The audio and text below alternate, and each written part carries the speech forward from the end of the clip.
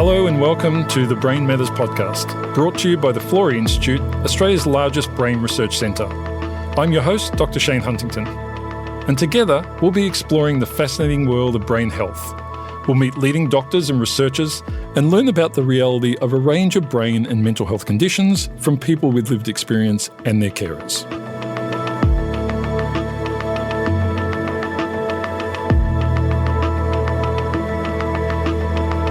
In this episode, we'll be exploring motor neurone disease.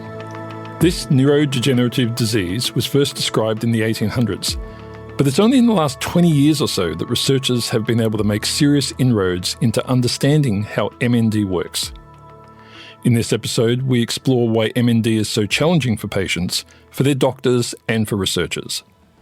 We'll discuss the potential for personalised MND treatments and learn about world-first drug screening technology now in use at the Florey.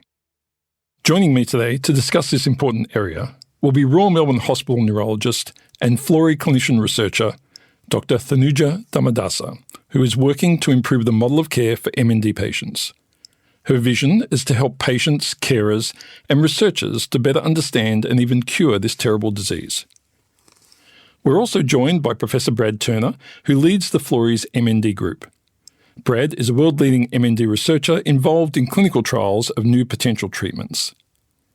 And most importantly, we have Victorian State Member of Parliament, Emma Vulin. Emma was 44 years old when she received her diagnosis of MND.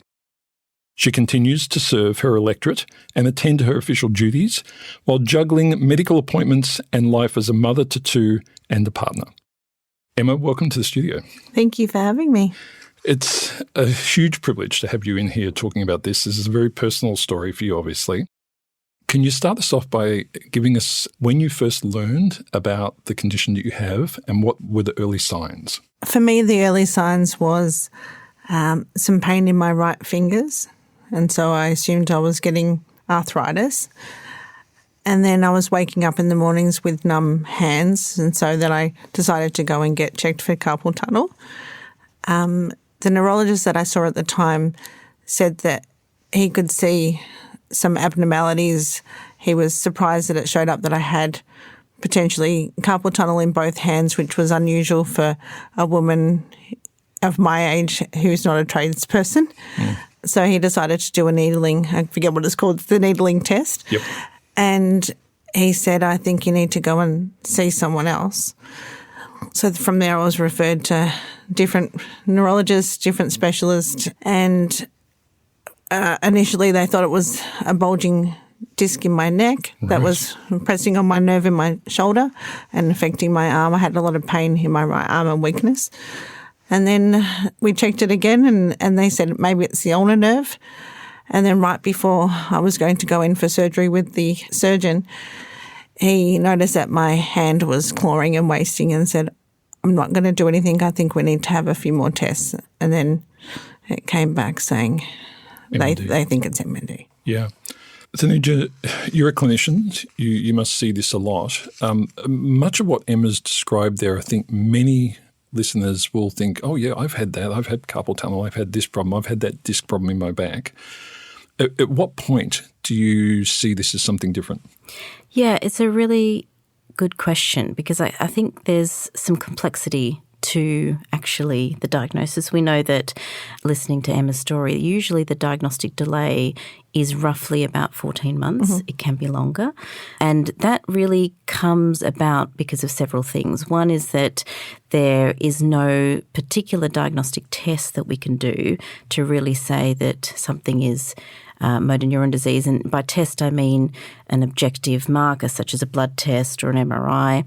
And it is very much rests on clinical expertise and also it rests on progression. So it rests on there being a little bit of time in between having symptoms and seeing someone for a second time to say, well, this thing is not a static problem and that we're seeing something progress beyond the means of what it might actually originally have been thought like carpal tunnel. So it is certainly a really common story that we see in terms of that kind of degree of complexity. And once within that 14 months, once we get to the specialist neurologist, the actual diagnostic process is quite quick in the hands of someone who's experienced with motor neuron disease. And we know that clinical syndrome is quite clear. It's the involvement of the motor system as the syndrome describes, motor neuron disease. So we know that if we can clinically identify upper motor neurons involved, that's from the brain and spinal cord, and the lower motor neurons involved, we know that that is the cornerstone of the diagnosis. So that story is quite a typical story. Emma, when you hear those timeframes, I mean, how do you feel about that relative to your sort of diagnostic pathway forward? I think that's probably spot on. 14 months from when the first symptoms arrived, I should say. Diagnosis from when I first presented thinking there was an issue, 13 months. Yeah. So given that diagnosis now, what does the future look like for you? What's ahead? I try and get up each day and be positive, and I say I don't have a crystal ball, so I don't know when my body's going to say I can't do this anymore.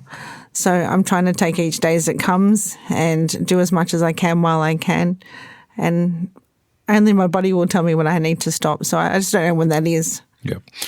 Is there anything at the moment you are really struggling with? I mean, you came in obviously with some assistance in terms of mobility, but what about everything else? How are you going? I've lost the ability to write. I can't cut my food, so there's some things taking place to help me with that. The last couple of weeks I can't wash my hair anymore, so I have help to do that. People help me put my shoes on now. Right. So there are things that are progressing that I'm not happy with, but, that's how it's going. And the clinical interactions, so what's happening in that regard? Like, are there treatments, are there things that your clinicians are doing for you that are assisting? I have a lot of allied health support. Mm-hmm. I'm also on Riluzole, which is a medication that I assume probably most people that are diagnosed with MND are on at the bare minimum, and things like different medications to help with my nerve pain. Mm-hmm. So I'm on those things. I'm not on a trial. Right. Yeah.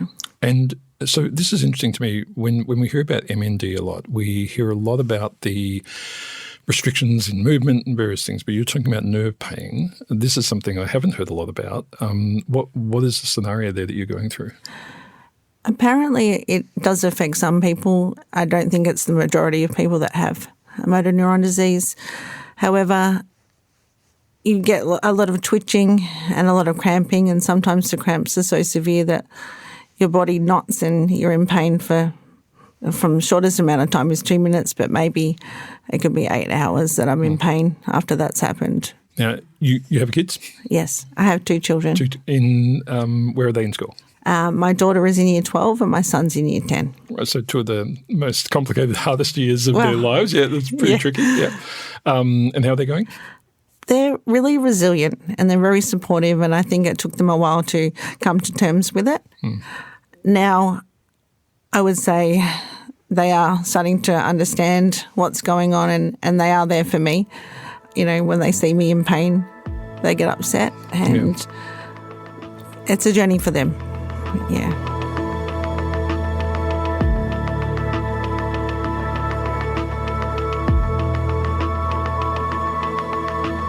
Brad, when we think about motor neuron disease, how much do we know about what's actually happening in the body?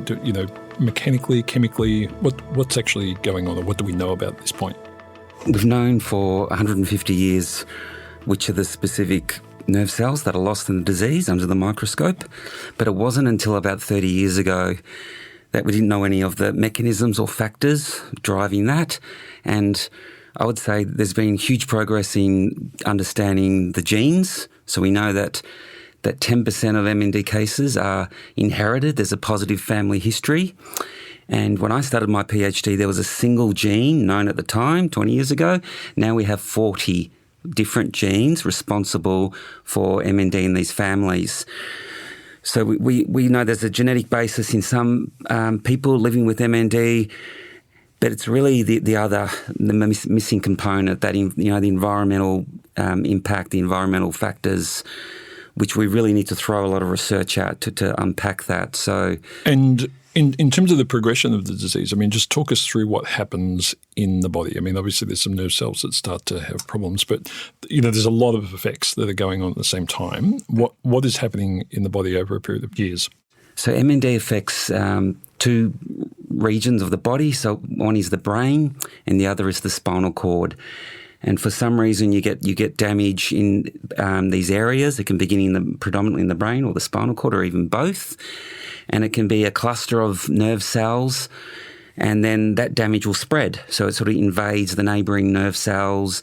And one of the classic features of MND is its ability to cross over to another limb. So Emma described cramping in the right hand, I think, and eventually that will affect all of the fingers, and then there'll be a crossing over event to the left hand. And then MND will creep its way up to affect the breathing and other functions. So it's known as this creeping paralysis. So if we could work out what those factors are, not just the initiation of the disease, but what are the factors that are propagating the disease, causing the spread of the disease through the brain, that could also be a potential game changer in trying to halt the progression. And I think that's a realistic goal, Thanuja, that if we can't, we're not in a position to cure it currently, but if we could potentially slow it and halt it and restrain it in the body, that would give more time. Thanuja, it's interesting when I hear Brad talk about this, because there are various parts of the nervous system and so forth being affected here. Some that we have both inherent control over and no control over, like blinking, breathing. But, things like our hands, obviously we have complete control over those. Is there any sort of discrimination between what's affected there and how, or is it affecting all parts of our nervous system? Yeah, so the primary syndrome, I guess, affects the motor system. So that is really the system that enables us to do all those voluntary activities. So talking, walking, eating. And that is really the main system that's involved. But as we heard from Emma, for a minority of patients, we do get these extramotor symptoms as well, which can be pain. In about 5% of patients, we do see that as well. And we have other extramotor symptoms as well that we now understand have some involvement in a network effect. So even though we know that this is a primarily motor problem, the motor nerves are involved, we know that there is a network of degeneration that's happening that we really need to understand how that all interplays together. And I think particularly going on what Brad said, we have actually come quite far in understanding in the last 20 years or so in what is happening. But I think you'd agree, Brad, that we probably have pathways now that we all agree upon as scientists that are perturbed in this disorder, which perhaps not everyone agreed upon before. And we know that the multiple genes do manifest in some people, perhaps the minority, but certainly that is a big player in the causation of this. But we still have some really fundamental things that we don't understand. And I think that's what's made it complicated to actually target treatments too.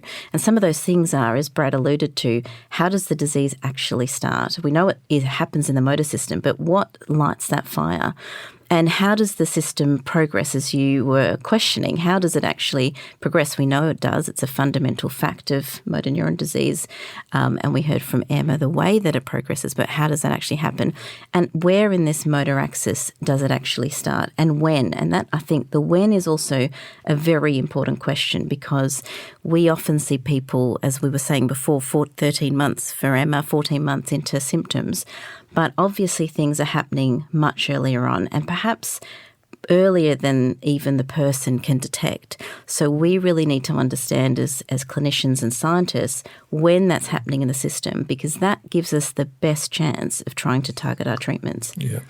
The timing around that initial symptom thing is very interesting to me, because a lot of neurological conditions have this where we suspect that things are happening. Alzheimer's is another example where it's happening very early on and people don't necessarily know about it. In terms of, Emma, I'll ask you, was there anything else unusual happening to you before the hand problems and so forth, or was that, literally the first thing? That was the first thing for me. So nothing else out of the ordinary. So it was concentrated in my right limb, right upper limb, and as you said, it has progressed to the other limbs now. Yeah. And I do get cramping all over my body in the most unusual places that I had never had cramps before. Okay. So, yeah. Thanuja, in terms of the types of MND, because my understanding is it's not one thing, it's, there's various flavours of it. How do you connect the dots there? So Emma has one version which is fairly rapidly progressing. I don't know. I've got, I can only compare myself to Neil Danaher, and I say yes, it is, but That's a good point. I don't know if that's fast or not. Do we know much about that? Well, I think that's a very good indication of sometimes the confusion that exists around this nomenclature, which sometimes is a bit academic actually.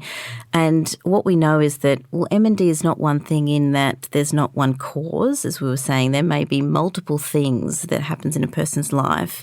And from a molecular perspective, from an environmental perspective, from a genetic background, that actually coalesce together to give that final common pathway of that motor system or the electrical wiring failing. So that we know for sure that there is multiple versions of that. But in terms of the actual type of clinical symptoms that people present, we have several different phenotypes, we call them. So whether someone presents with a limb onset, that's sometimes called a limb onset disease or spinal onset disease. Sometimes people present with problems in their speech and swallowing muscles, and that's sometimes called bulbar onset disease. And then we have these kind of slightly more unusual forms where it's more restricted to one type of motor system, so the lower motor neurons or the upper motor neurons at both ends of the spectrum, and that is more atypical. So some of the, the conversations around that, and particularly in this era of Googling and information and all the things that we can find on the internet, people often come in and say, what type of MND do I have? And, it's so important to know. But actually a lot of it follows the same pathway. It will look different because if it starts in a different place, then your care needs will be different and your trajectory may be different. So there is certainly importance in that and understanding that. But in terms of actually kind of really honing into the type, we know molecularly 97% will share the same molecular signature. And so we know that there are unifying features across these kind of phenotypes, clinical variability, but that has created a lot of confusion. And Emma, you mentioned Neil, and Neil, I would say, is an example of someone who's slightly atypical, who is now in his 10th year, I believe, of his disease, and that has more of a lower motor neuron predominant kind of features. So we see a lot of variability in the clinical presentations. It's also why it's difficult as clinicians and researchers to really understand how this syndrome really manifests. Yeah. Emma, I wanted to ask you how much you've learnt about this since your diagnosis. I mean, Thanuja just talked about Google. Did you go a bit nuts on Google trying to work out, everything was going on? What was it like? I did initially, and I was convinced that I had MS. And then when I had three doctors in the end, because the first one said I'd like to get a second opinion, but from that day I didn't want to Google. Mm-hmm. So it took me a while to go back when it was explained what it was. I think the shock of the news, I knew it wasn't good, and so I stopped Googling at that point for a while, and then eventually my partner would tell me the things I needed to know. Right. Yeah. That's very sensible. Yeah. I think it's one of those things where, for those of us, and I'm the same, I left biology when I was in year 11 at school and became a physicist, so my biology knowledge is pretty minimal. But I would be constantly trying to find more information, but being able to determine what information is relevant and appropriate to you is presumably pretty challenging.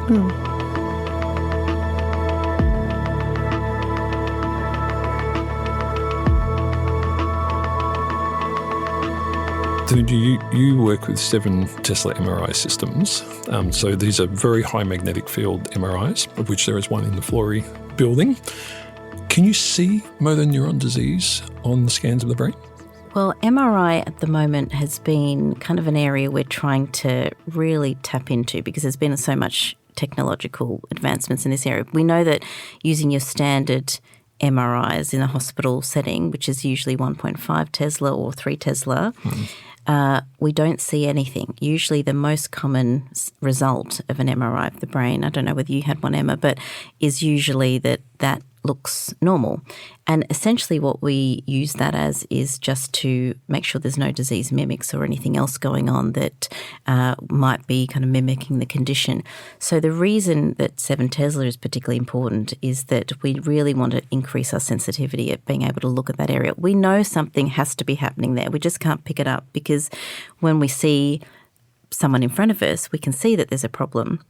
So it's not that the MRI is kind of confounding it. It's just that it's not sensitive enough to really see the problem. So 7 Tesla is really increasing our opportunity to be able to do that.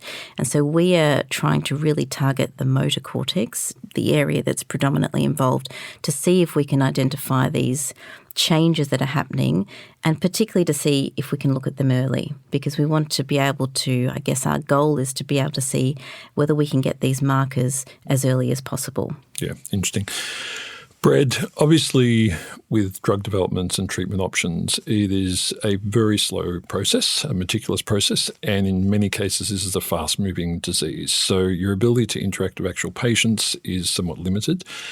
You've been growing things in the dish, though, so that you can essentially mimic the disease in the laboratory. Talk us through how that works. Yeah, so as researchers and clinicians, we're very aware of the MND clock. And if you consider a normal clinical trial, that could take up to 2 to 3 years, which could be someone's course with the disease before you get a definitive answer. So what we decided a few years ago at the Florey is we came up with a breakthrough approach. We got some generous funding from MND and Victorian State Government, and we put a call out to the MND community for some skin samples from these patients. And using this Nobel Prize winning technology, you can turn the skin cells into a stem cell state, and then you can transform them into brain cells. And that gives you a human model. It's a perfect model. We have Neil's brain cells growing away in the lab. And using this tool, you can keep them in 2 dimensions, so you can just grow out the nerve cells. You can treat them with different drugs. But what we did recently was we started to grow them in 3D. And we're growing these miniature 3-dimensional human brains and spinal cords in the lab. These have much more complexity.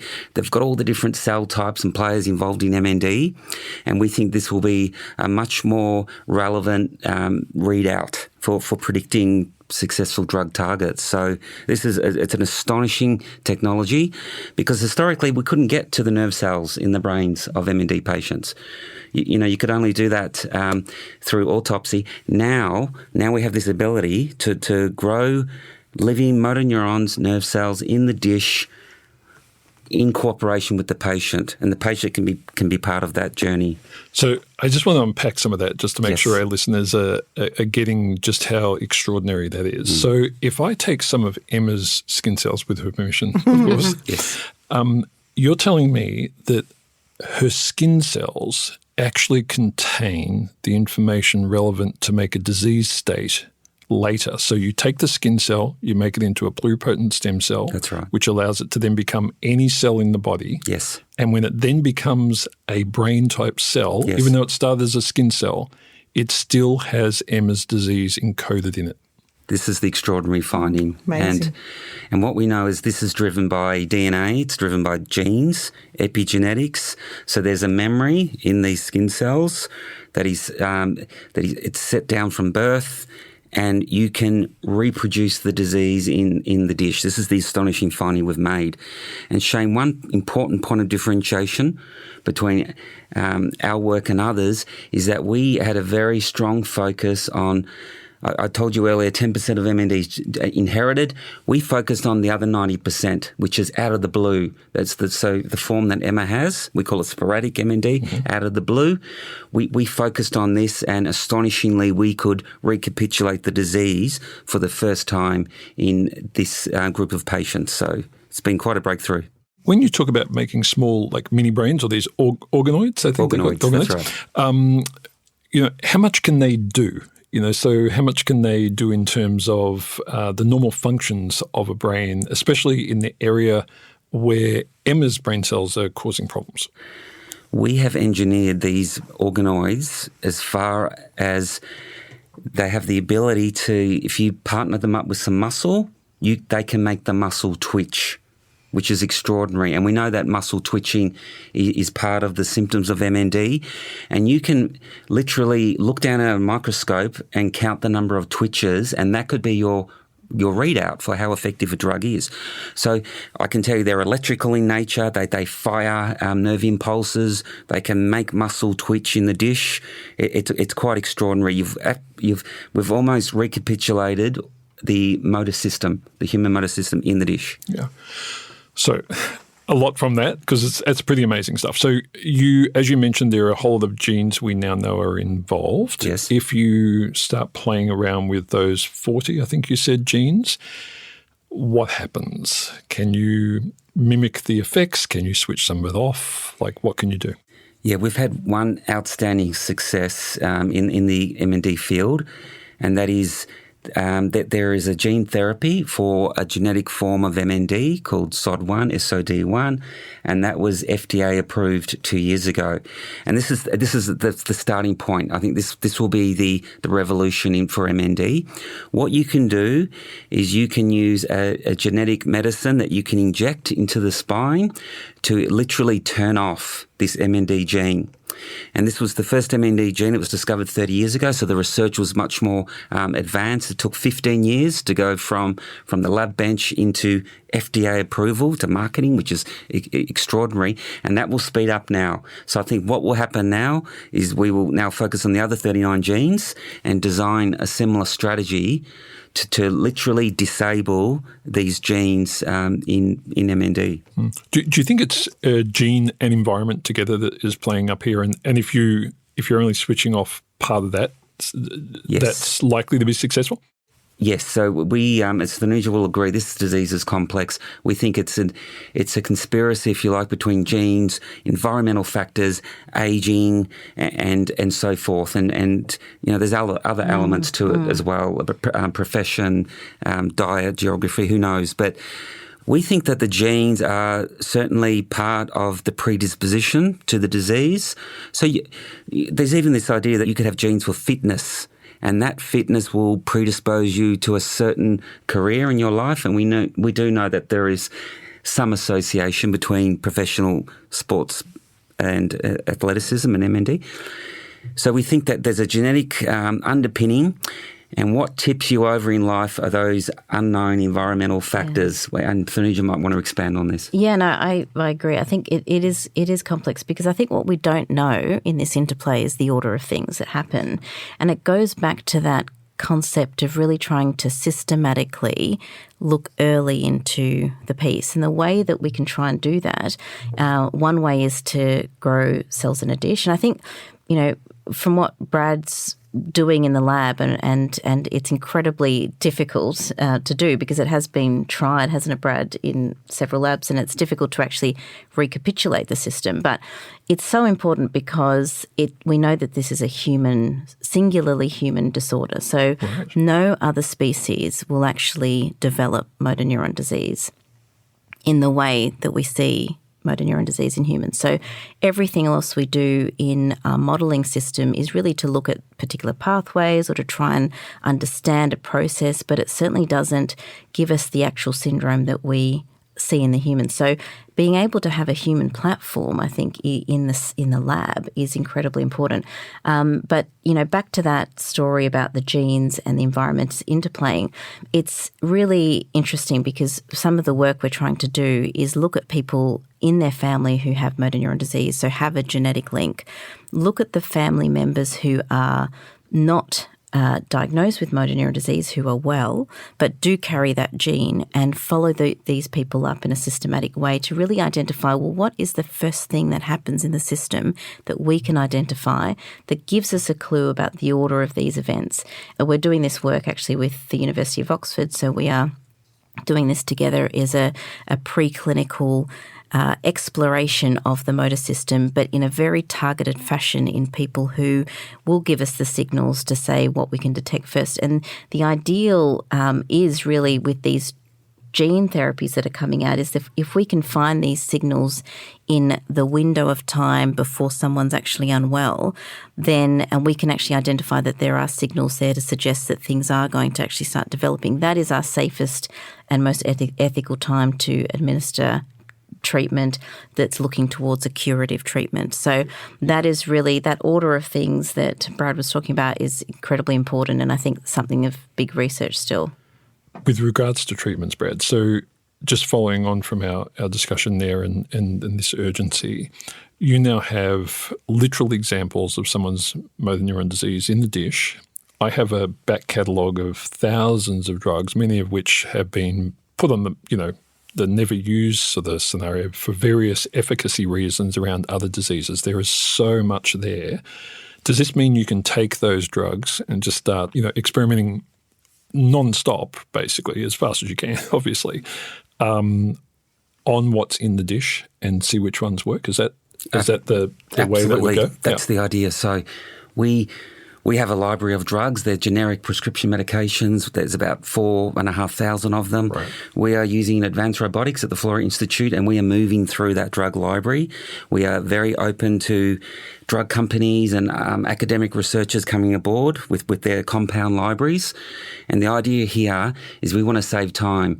We don't want to waste valuable time in doing safety trials in humans. We're using existing medications, trying to repurpose them for MND so we can launch straight into what we call phase 2 clinical trials. So that is exactly what our system is amenable to, Shane. You said 4,000. How long does it take to test one drug in this circumstance, even with the robotics? I mean, we can get this down to weeks. So if you think about a clinical trial, it takes 2 to 3 years. We can have an answer in weeks as to whether drug X is effective against what percentage of, just say we have 100 patients. We might find 30 positive responders. We find others that don't respond. And that, I just wanted to mention the next point, the advantage or the power of our system too is we can, for the first time, start conducting combination drug trials in MND. Thanuja will agree with this. We have known for decades that this is a multiple factor causing complex disease. It will require a strategy with multiple drugs. This single drug mentality that researchers have used in the past is probably doomed to fail over and over again. So we now have the ability to conduct trials with drug combinations, and very excitingly with Thanuja, we now have a triple drug combination, which we think is 6.5 times more effective than riluzole in the dish. That's important to mention, because there's still this translational gap going from the dish into patients. But we're very excited by this, and we hope the editors and reviewers of the top-tier journal are as well. So, Emma, when you hear that, because you're on that other drug, when you hear that there is this combination that might be 6 times, do you want to break into Brad's lab and just grab some? I mean, not for me personally. Okay. I'm just glad for the people that are going to come after me. I don't expect that this will be something in my lifetime, and I'm okay with that. I've resigned to the fact that this is my journey, but it's fantastic to know that potentially we will be finding a cure or better treatment for people that are diagnosed after me.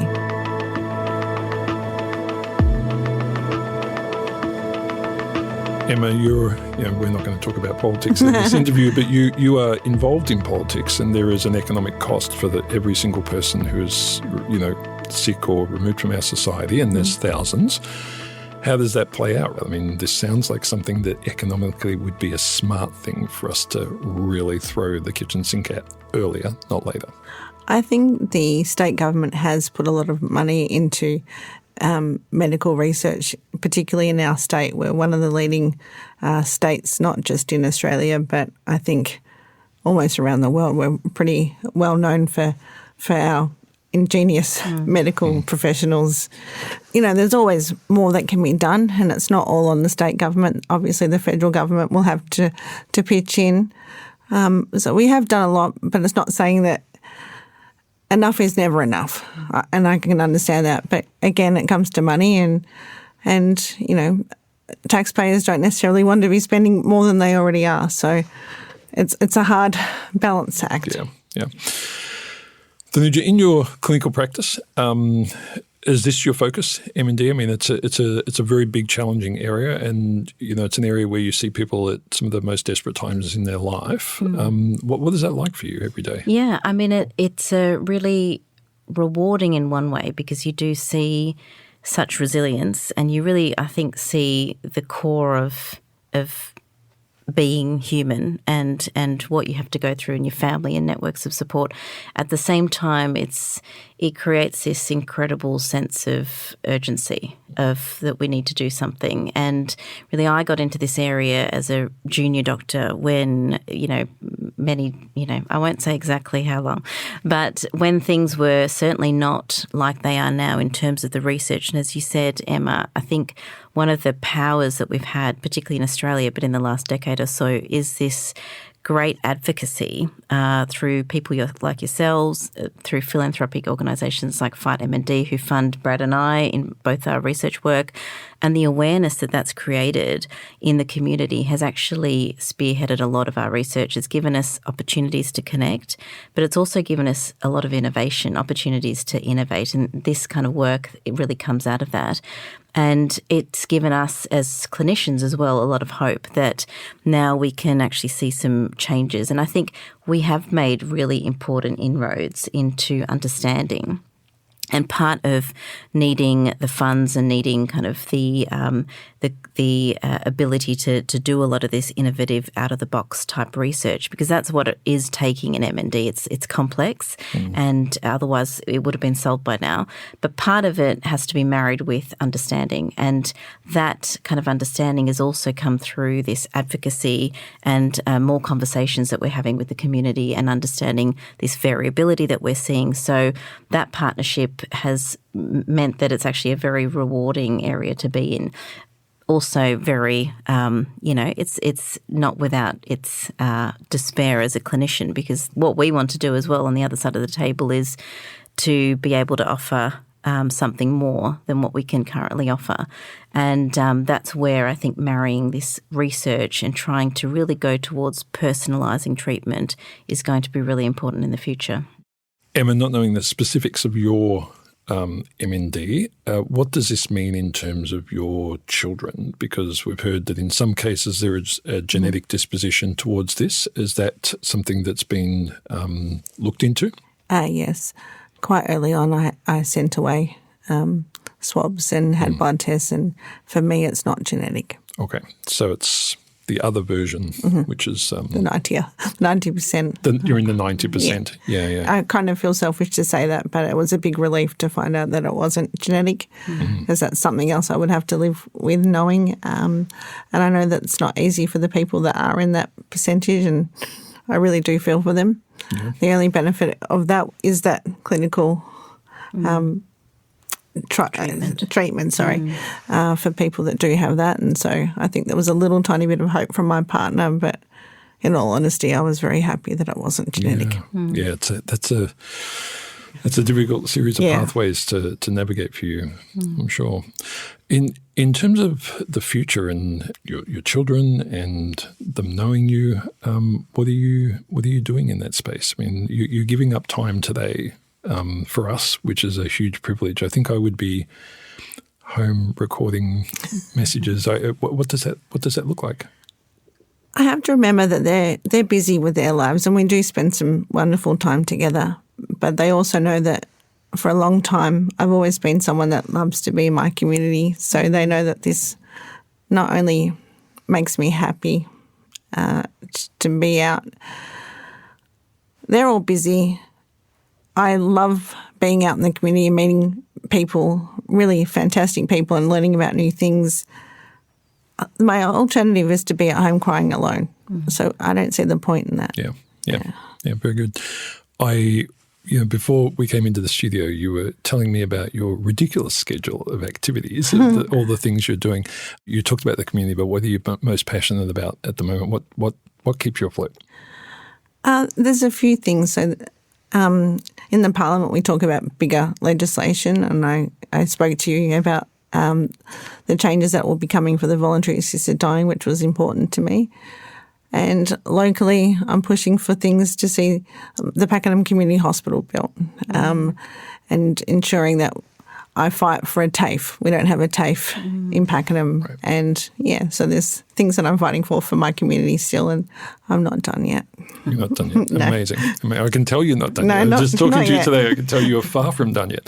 I think the voluntary assisted dying thing obviously is that's a path that you'll presumably be following. I guess it's hard to say 100%, but yes, that's definitely my thought at the moment. And I suppose you can't always say for 100% certain. It's an option. But you want the option. Yeah, absolutely. Yeah, and you're fighting for that to be, presumably at the moment, that's a difficult path. It shouldn't be too bad. So Victoria was the first state in Australia to introduce it. And when it was introduced in 2019, it was very conservative because no one else had done that.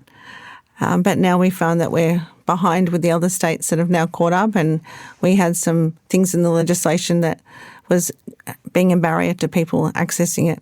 And so I think these are important changes to make it more accessible for people so they have the option. Absolutely. Brad, just coming back to you for a moment with the research, we see more and more these days medical researchers involving the very people who it's there to serve. How do you engage beyond the skin samples? How do you engage with people like Emma to make sure that you and Thanuja and others are doing what matters most to them? Yeah, great question. So we have a very open door, open lab policy where we invite people living with MND through the lab to meet the lab members, check out the robots, see the system at work. And I think that opens up the lab behind the scenes. I think FOD-MND are very great. They've got a great communication strategy. So when we win their grants, there's a reporting, and then they communicate outcomes back to the community. So I think that's all very important. I think one of the strengths of the Florey too is they have a very strong co-design, especially in stroke, and Emma's very experienced with this young stroke service. So this is about bringing people with lived experience into the fold from the outset of the research. So in the design, the implementation, conduct of the research and the communication, obviously. So this is something we strive to do in MNDs. If we can do it as well as stroke has done, I think we'd be hitting some goals. Yeah, I mean, I think it's so important to involve people who are actually going through the experience, their families, their carers, because it gives us a lot of information, but also keeps it relevant, and it tells us exactly, it reminds us all the time why we're doing what we're doing. It keeps the researchers at the lab benches, I'm sure, Brad, it keeps me doing what I'm doing, and it is so important and informative as well. So I'd have to agree 100%. And I think that's actually fairly unique to Australia in a way, because I think we lead the fold in that when we look around the world, and I've worked in a few other MND centres who do it wonderfully as well in the UK, but actually other than outside these kind of big countries, I think having that involvement of the person who's having the experience of the disease is not that common. So I think it's kind of very nice to see, but it's important as well. Yeah. Emma, do you feel connected to the Florey in all of this? I do.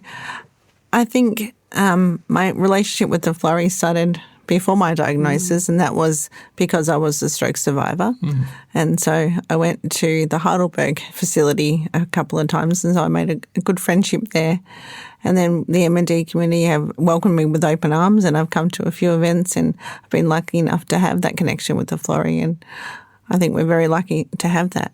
And also, I also want to say on behalf of the MND community, I would like to thank you both for the work that you do in your teams, because it just gives us this hope. And as I said, it might not be for ourselves, but the hope that other families don't have to go through this in the future. So I just want to say a big thank you to you both. Yeah. That's incredibly humbling. Generous, yeah. To hear from you, Emma. And you are our inspiration too. So it's the other way around. I was telling Emma just before this podcast that we used to have this Ask the Expert session as part of MND Week, first week of May. And then I suddenly realised I wasn't the so-called expert. The expert are people like yourself that drive what we do. Brad, thank you very much for going through the work you're doing. It sounds extraordinary. The many drugs being tested all the time is just phenomenal, and the way you've managed to set that all up is truly astounding. Thank you very much. Thank you. Pleasure. Thanuja, you're on the front line. You're seeing the patients, but also obviously highly involved in the work at the Florey. Keep doing what you're doing. The compassion comes through when you speak, and I'm sure people like Emma, appreciate that beyond belief. So thank you very much. Thank you. And Emma, it's been a delight having you in the studio. I think I would not want to be in your way as you try and make change. You have such a strength to you, which is just phenomenal. Everything you say is about everyone else, and I think it's a true aspect of your character that is a privilege to have interacted with. So thank you very much for being on the podcast today. Thank you so much for having me.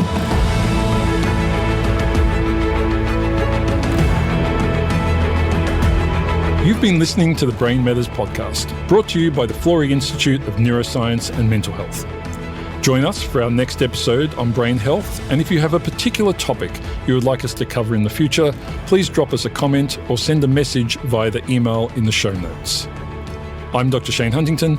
Thank you for listening.